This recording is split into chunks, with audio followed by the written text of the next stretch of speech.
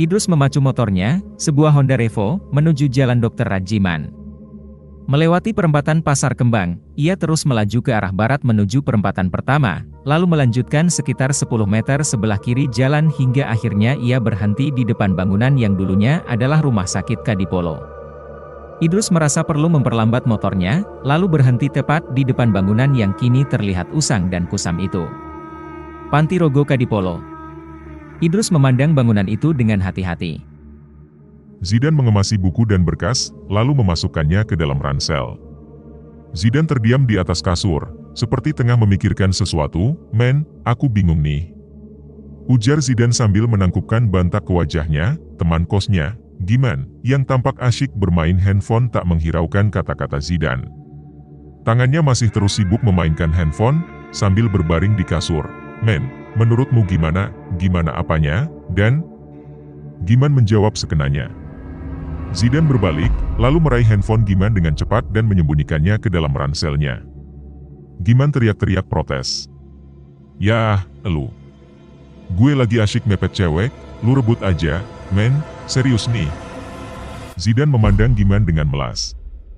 "Lu hamil? Ya udah, jaga baik-baik kandungan. Jangan digugurin. Jadi laki-laki harus berani bertanggung jawab. Bingung gak tahu bapaknya siapa? Ya udah, gue yang tanggung jawab, setaan. Kamu bercanda melulu, oke. Sekarang serius. Kenapa?" Giman bangkit dan duduk manis di samping Zidan dengan tampak dipaksa serius. "Aku siang ini harus ketemu Pak Lambang. Menurutmu, aku harus meneruskan penelitian tentang Panti Rogo Kadipolo nggak? Kok 2 kali ke sana, ada aja gangguan. Serem nih, men, lu cemen lagian lu kan penelitian kualitatif, enteng lah. Perkuat di referensi aja.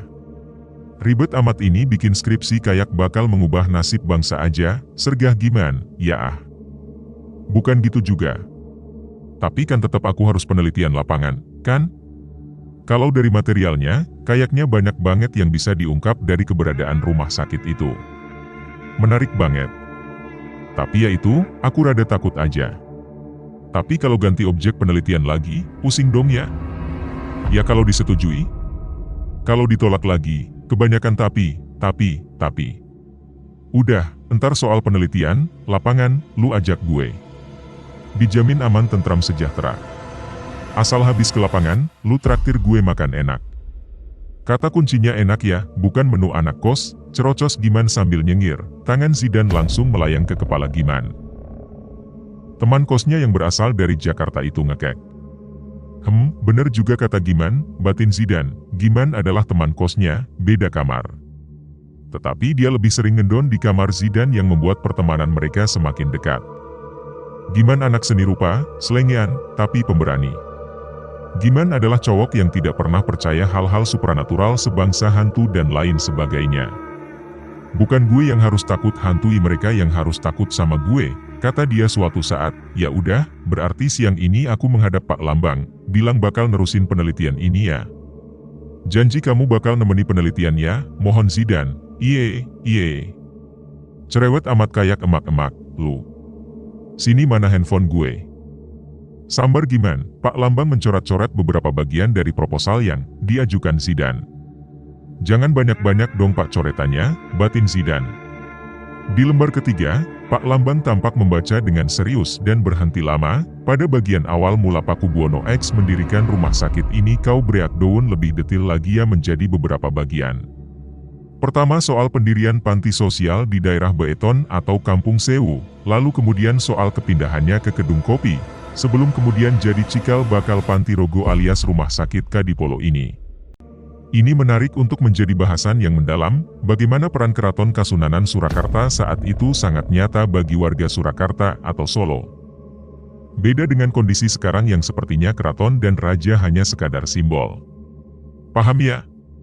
Pak Lambang bertutur panjang. Zidan mengangguk cepat sambil tangannya sibuk menulis apa yang dikatakan Pak Lambang. Setelah lembar ketiga, Pak Lambang meletakkan proposal Zidan ke meja. Lalu menangkupkan kedua telapak tangan. Pak Lambang memandang Zidan.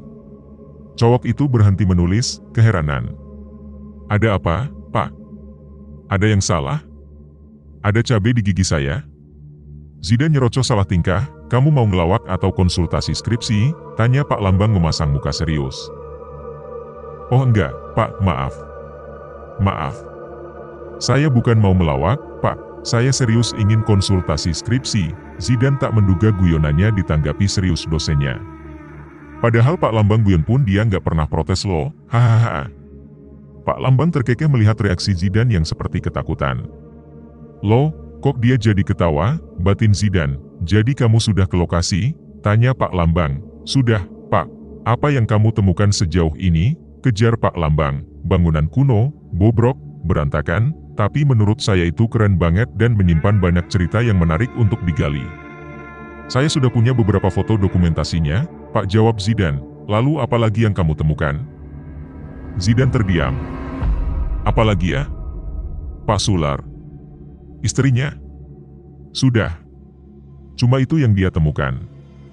Maksud pertanyaan Pak Lambang apa ya? Cuma itu? Pak, Zidane berhenti. Memandang ke Pak Lambang, seperti ragu akan mengatakan sesuatu. Pak Lambang mengernyitkan dahi. Hantu, Pak. Zidane menjawab ragu-ragu, ceritakan. Serius, Pak? Iya seriuslah. Kalau kamu nggak cerita, aku akan tolak proposalmu ini dan kamu ganti objek lain. Gimana? Ancam Pak Lambang. Iya, Pak. Sahut Zidane cepat. Zidane lalu menceritakan apa yang dia alami saat datang pertama kali ke sana sendirian dan mengalami sesuatu yang aneh di depan kamar jenazah. Pipi saya ditampar keras. Pak, siapa yang nampar? Nggak tahu, Pak.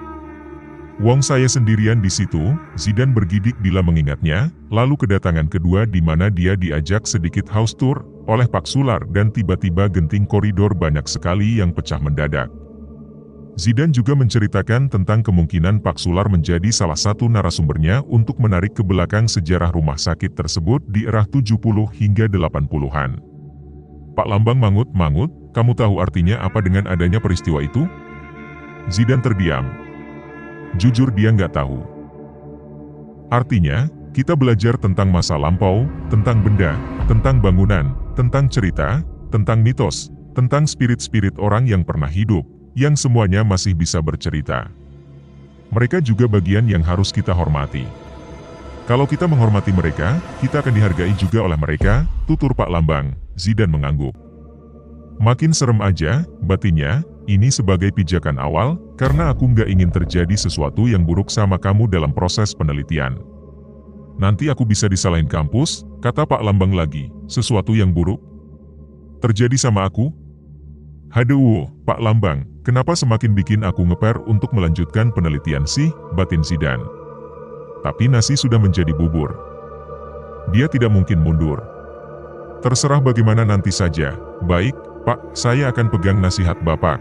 Kira-kira berapa lama kamu akan menyelesaikan penelitian? Mungkin sebulan, atau paling parah 1,5 bulan, Pak, jawab Zidane dengan yakin. Pak Lambang tertegun. Itu sama seperti yang diucapkan mahasiswanya dulu yang ingin meneliti rumah sakit itu. Pikiran buruk kembali menyergap dosen itu, tetapi kemudian dia coba abaikan. Kamu sehat? Dan, tanya Pak Lambang tiba-tiba. Saya sehat, Pak, sehat sekali. Ada apa, Pak? Enggak. Takut kamu jadi gila aja kalau nggak siap menemui hal aneh di rumah sakit itu, celetuk Pak Lambang. Zidane tersenyum. Sepertinya Pak Lambang mulai bercanda lagi. Pak Lambang melirik ke Zidane. Aku sedang tidak bercanda, nak. Semoga kamu sehat jiwa dan raga untuk bisa menyelesaikan penelitianmu, batin Pak Lambang. Pak Lambang membuka laci meja kerjanya, lalu seperti mencari sesuatu. Sampai kemudian dia mengeluarkan sesuatu dari dalam lacinya. Sebuah kartu nama, dan kamu coba ketemu dengan orang ini ya. Dia bekerja di Solo, bilang aja kamu direkomendasikan Pak Lambang untuk menemuinya. Dia pasti sudah tahu, kata Pak Lambang. Untuk keperluan apa ya, Pak? Ya, sudah, kamu hubungi aja dia dulu nanti. Dia sudah tahu. Kamu juga bakalan tahu. Sudah ya, aku harus ngajar dulu. Pak Lambang bangkit dari kursinya, meninggalkan Zidane yang masih mengamati kartu nama yang dia beri. Zidane lalu keluar dari ruangan dosen dan memilih duduk di lobi. Alhamdulillah akhirnya dia sudah satu langkah lagi menuju ke wisuda. Zidane ngikik, ya kali baru mau memulai penelitian sudah membayangkan wisuda. Ya nggak apa-apa, sekecil apapun progresnya, progres tetaplah progres. Jangan kelamaan jadi mahasiswa abadi seperti Zidane. Apa kabar? Zidane menoleh ke arah suara itu. Baru saja dia berpikir soal mahasiswa abadi, tiba-tiba muncul Eno. Kok pas ya? Ini sih emang mahasiswa abadi. Sudah semester 11, belum juga beres skripsinya. Hei Mas Eno, baik. Zidane tersenyum. Kakak tingkatnya itu duduk menjajarinya. Udah bab berapa? Tanya dia. Belum kali Mas. Saya baru mengajukan proposal. Baru mau mulai penelitian. Tapi alhamdulillah tadi disetujui sih sama Pak Lambang. Jawab Zidane. Oh ya. Kamu ambil apa sih? Sejarah Panti Rogoka di Polo. Hah? Rumah sakit itu? Eno mendadak membelalakan mata, agak lebay sih menurut Zidane. Kenapa? Emang ada yang aneh? Serius kamu ambil itu? Zidane mengangguk. Eno membelalakan mata sekali lagi, yang bagi Zidane sudah mengganggu sekali untuk dilihat.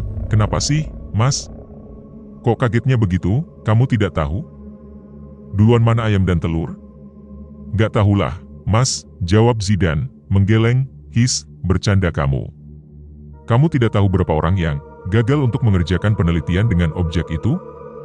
Ini gosipnya ya 7 tahun lalu, ada kakak tingkat kita sampai gila gara-gara garap penelitian tentang rumah sakit itu. Konon, dia meninggal di rumah sakit jiwa itu. Karena sakit sih, terus beberapa mahasiswa lain yang coba menggarapnya juga mundur, gak ada yang sukses dan milih ganti objek penelitian. Kayak ada kutukan gitu, cuma gosip kan. Gak percaya ih. Pembimbingnya juga sama lo, Pak Lambang. Emang Pak Lambang gak cerita apa-apa? Tanya Eno. Enggak tuh, Mas. Zidane mulai mengkeret. Jadi bingung lagi kan mau nerusin atau tidak. Zidane bimbang dengan apa yang harus dia lakukan. Masih mungkin mundur gak ya? Gak mungkin kayaknya kalau melihat hasil konsultasi tadi. Tapi gimana kalau terjadi apa-apa dengan aku? Apakah pertanyaan Pak Lambang soal, kamu sehat? Dan, tadi adalah sehat secara kejiwaan? Apakah dirinya secara kejiwaan mampu menghandle kendala yang akan dihadapi? Atau justru akan sakit jiwa seperti cerita Eno tentang kakak tingkatnya?